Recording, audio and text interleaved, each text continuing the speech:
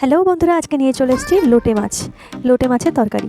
লোটে মাছ কিন্তু অনেকেই খেতে চায় না, দেখতে কেমন তাই।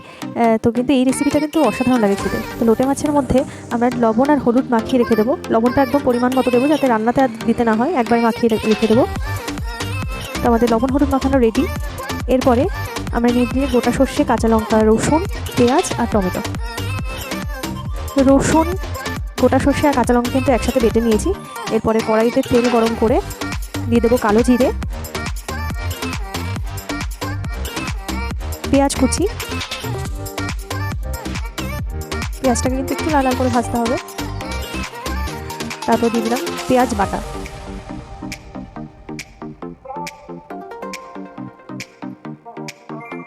এবারে দিয়ে দিলাম টমেটো কুচি,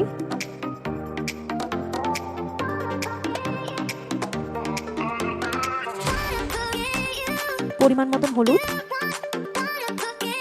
সব দিয়ে কিন্তু খুব সুন্দর করে নাড়িচাড়ি নিতে হবে। তারপরে দিয়ে দিলাম সেই সর্ষে, কাঁচা লঙ্কা, রসুনের পেস্টটা।